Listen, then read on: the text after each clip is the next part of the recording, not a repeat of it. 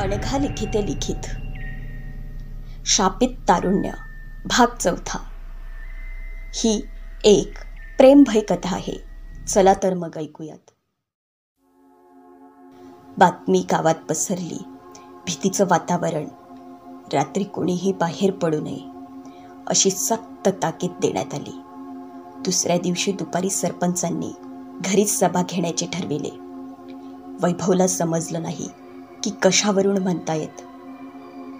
यांना आपल्याबद्दल कळलं तर नाही ना? आता यापुढे तिकडे फिरकायचे सुद्धा नाही। तिला दुसरीकडे भेटायला बोलवायचे आणि जास्त भेटी न करता तिच्या घरच्यांसोबत सरळ लग्नाचं बोलायचं। जसजशी रात्र होऊ लागली त्याला तिची आठवण येऊ लागली। पण आज तिच्या घरचे सुद्धा नाही जाऊ देणार बाहेर। तो तरी खिडकीजवळ उभा होता। कुत्र्याच्या रडण्याचा आवाज सुरू झाला। माकडं विचित्र आवाज करू लागली। तेवढ्यात पैंजणांचा आवाज आला। त्याला आश्चर्य वाटले, भीतीसुद्धा। पिंपळाच्या झाडाखाली कोणीतरी उभं दिसलं। गाण्याचा सुमधुर आवाज कानी पडला। पाहिले न मी तुला, तू मला न पाहिले, ना कळे कधी कुठे मन वेडे गुंतले। ती त्याच्या घराच्या दिशेने धावत धावत येऊ लागली।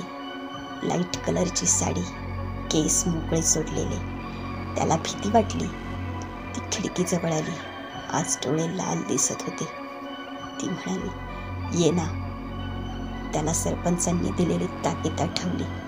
वैभव म्हणाला, परत जा। रात्री बाहेर पडायला नाही सांगितले आहे। ती म्हणाली, का घाबरतोस? मी तुझ्यासाठी आले ना।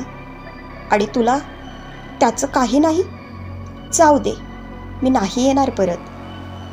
वैभवला वाटलं, इतक्या वर्षांनी कोणीतरी आपल्यावर प्रेम करणारी भेटली। शिवाय किती सुंदर आहे, नको दुखवायला। सोडून गेली तर?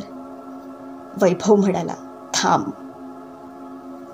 त्याने दार उघडून तिला आत घेतले। तिला मिठीत घेत म्हणाला, वेडीस का? तुला माहीत आहे ना, गावात भीतीचं वातावरण आहे। कोणी हडळ फिरते। असं म्हटल्याबरोबर तिने जोरदार त्याला नखं रुतवली। त्याने जोरात तिला दूर केलं। त्याच्या तंडातून रक्त आलं। तिने चुंबन घेऊन पुसलं। तिचे ओठ रक्ताळलेले दिसू लागले। वैभव तिच्या सौंदर्याच्या मोहात होता। इतकं प्रेम करतेस माझ्यावर, पण असं आपण रात्री अपरात्री नको भेटायला। मला तुझ्याशी लग्न करायचं आहे। ती हळूहळू त्याला बिछाण्यावर घेऊन गेली आणि ढकलले त्याला। तो घाबरून उठून बसत म्हणाला, हे सगळं लग्नाआधी पाप आहे, पाप। हे बघ, आपण हे लग्नानंतर देवदर्शन झाल्यावर करू। मला तर तुझं अजून नाव सुद्धा माहीत नाही। त्याच्या मांडीवर बसून गळ्यात हात घालून, उर्वशी। वैभव म्हणाला, आणि राहते कुठे? तिने खिडकीतून दिसणाऱ्या बंगल्याकडे बोट दाखवून, तिथे। धन्यवाद मित्रांनो।